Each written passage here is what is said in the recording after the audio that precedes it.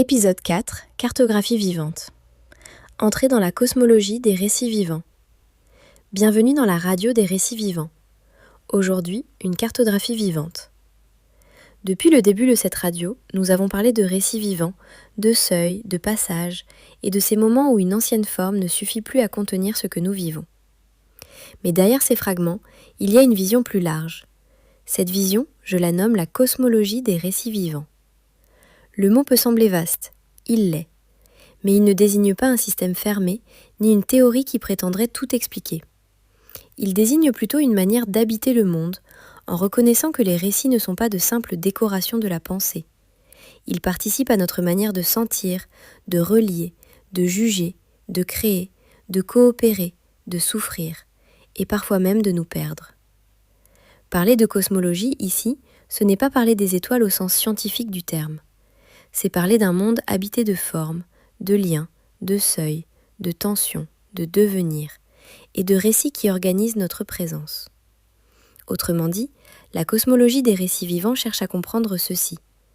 Dans quel monde intérieur et collectif vivons-nous lorsque certains récits nous rendent plus présents, plus justes, plus reliés, et dans quel monde vivons-nous lorsque d'autres récits nous figent, nous séparent, nous durcissent ou nous vident. Il ne s'agit donc pas seulement de littérature, il ne s'agit pas seulement de psychologie, il ne s'agit pas seulement de politique. Il s'agit d'un espace où toutes ces dimensions se croisent. Un récit vivant n'est pas seulement une belle histoire. C'est une forme qui permet à quelque chose de vrai, de sensible, de relationnel et de transformable de circuler encore. Inversement, un récit mort ou devenu inhabitable peut continuer à fonctionner socialement tout en coupant du réel. Il peut produire de l'obéissance, de la répétition, de la fatigue ou une cohérence sans souffle. C'est pour cela que cette cosmologie s'intéresse autant aux zones de bascule, au moment où les récits se fissurent, aux passages où les rôles ne tiennent plus comme avant, aux situations où le langage ne protège plus ou protège trop. Dans cette perspective, un être humain n'est pas seulement un individu isolé. Il est aussi un lieu traversé par des récits familiaux, des récits sociaux, des récits culturels, des récits intimes, des récits de survie, des récits de désir, des récits de vérité, de honte, de mérite, de peur, de vocation ou d'effacement. Et la question devient alors, lesquels de ces récits nous rendent plus vivants? Lesquels nous rétrécissent? Lesquels nous permettent de respirer? Lesquels nous demandent de nous couper de nous-mêmes pour continuer à appartenir? La cosmologie des récits vivants ne propose pas une réponse unique à toutes ces questions. Elle propose plutôt une manière de regarder, une manière de discerner, une manière de sentir quand une forme est encore habitée et quand elle ne l'est plus. Une manière d'approcher les tensions sans réduire trop vite leur complexité.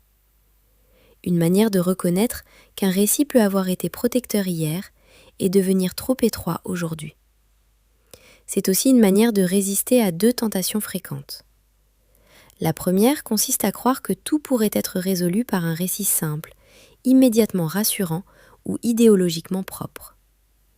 La seconde consiste à conclure que tous les récits se valent, ou que toute parole profonde serait désormais impossible. Entre ces deux extrêmes, il existe un travail plus patient, un travail d'écoute, de justesse, de mise à l'épreuve, de réécriture parfois, et de transformation. Cette cosmologie ne cherche donc pas à produire une nouvelle doctrine. Elle cherche à réouvrir un espace de discernement dans un monde saturé de récits rapides, de cadres épuisés, de simulacres de paroles et d'injonctions contradictoires. Elle repose sur quelques intuitions simples. D'abord, nous n'habitons jamais un monde brut. Nous habitons toujours un monde déjà raconté, déjà interprété, déjà orienté par des formes de langage, de pouvoir, de mémoire et d'imaginaire. Ensuite, tous les récits ne se valent pas. Certains ouvrent, d'autres ferment. Certains rendent possible une présence plus juste. D'autres exigent une mutilation intérieure pour continuer à tenir. Enfin, le vivant n'est pas le confort. Le vivant est ce qui respire, ce qui transforme, ce qui résiste à l'enfermement, ce qui laisse encore une place à l'altérité, au réel, à l'inattendu et à la relation. Entrer dans la cosmologie des récits vivants, ce n'est donc pas adhérer à une nouvelle étiquette. C'est commencer à regarder autrement les formes invisibles qui nous organisent. C'est se demander quel récit nous habite, quel récit nous utilise, quel récit nous appelle, et quel récit, peut-être, cherche encore à naître à travers nous.